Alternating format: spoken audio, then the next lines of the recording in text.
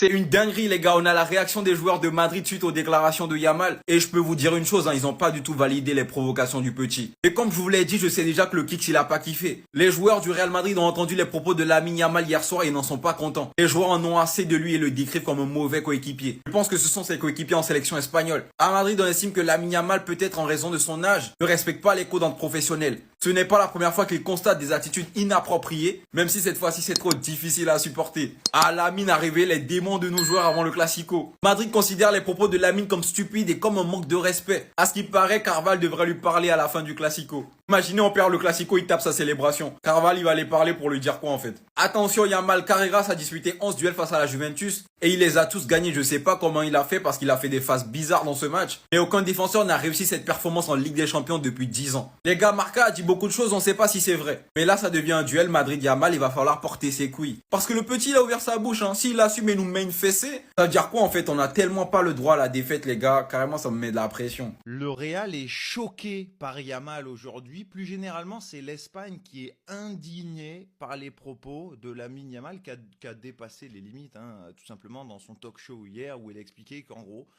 très clairement, le Real vole et se plaint tout le temps. Et c'est des propos que tu peux pas tenir quand tu es Lamine Yamal, quand tu es un joueur du Barça, quand tu es un joueur professionnel, quand tu as cette image-là, etc. Or, outre le fait que, heureusement que ce joueur-là, avec cette attitude-là, n'a pas gagné le Ballon d'Or, à Madrid, on est remonté comme des coucous, a priori. C'est l'information qui circule aujourd'hui. Les Madrilènes, ils vont être chauds comme la braise pour dimanche. Et je pense que ça a créé un petit précédent. Et à un moment donné, Lamine Yamal, on en a souvent parlé. Encore une fois, son talent, on le remet pas en question. On le remet jamais en question parce qu'il a un talent qui est incroyable, ça c'est certain.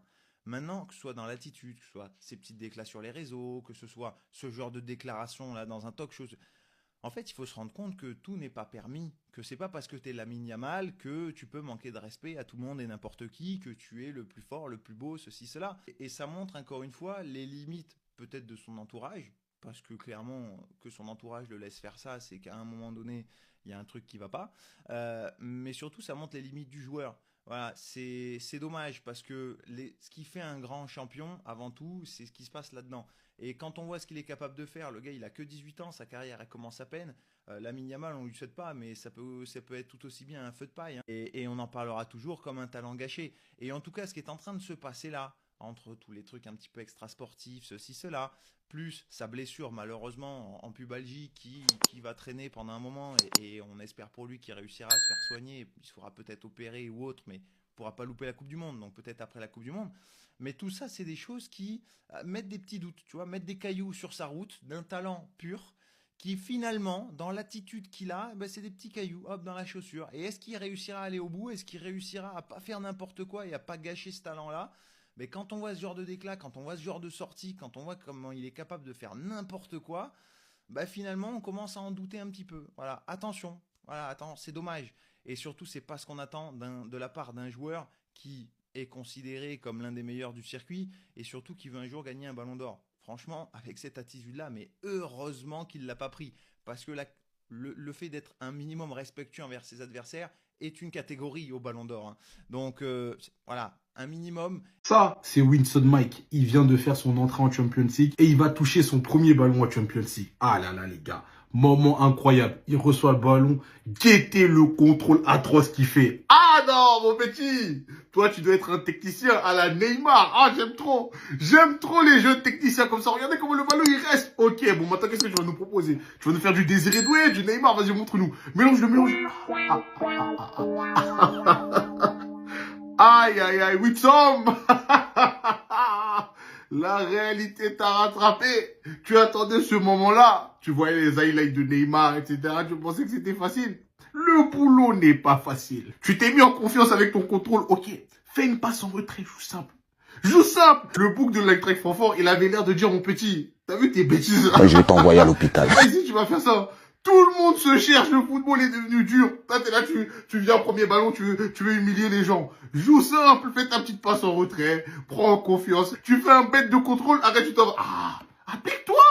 Les Madridistas, le Classico qui approche à grands pas, et je suis sûr que vous êtes passé à côté de deux actus importantes. Entre Xabi Alonso qui doit trancher entre Franco Mastantuono et Brahim Diaz pour le Classico, ou encore Dino Ossen qui est complètement rétabli et apte à jouer contre Barcelone. Les Madridistas, laissez-moi vous présenter les deux dossiers importants d'aujourd'hui. Mais juste avant, pour tous les Madrilènes qui ne souhaiteraient louper de l'actualité Madrid, ça se passe ici, donc n'hésitez pas à vous abonner. Allez, on enchaîne.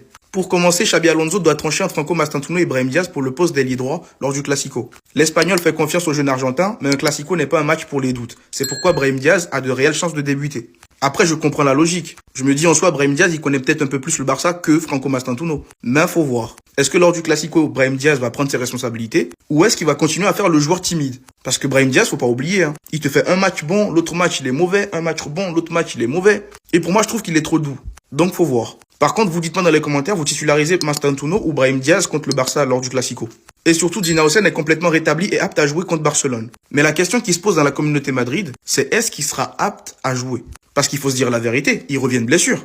Oui, on a besoin de ses qualités de passe, parce que le FC Barcelone va sûrement vouloir nous étouffer avec un pressing, et en fait, tu as besoin de ses qualités de passe pour casser le pressing. Mais d'un autre côté, il y en a qui se disent, Asensio, il a fait un très bon match contre la Juventus, un match de patron, et le fait que ce soit solide et que ce soit un joueur qui n'a pas peur d'aller cogner ses adversaires, est-ce que finalement, c'est pas pour lui qu'il faut opter? Donc c'est les questions qui se posent. Donc ça, pareil, dites-moi dans les commentaires, vous préférez mettre Dino Ossen titulaire, malgré le fait qu'il revient tout juste de blessure, ou vous mettrez plutôt Raúl Asensio titulaire.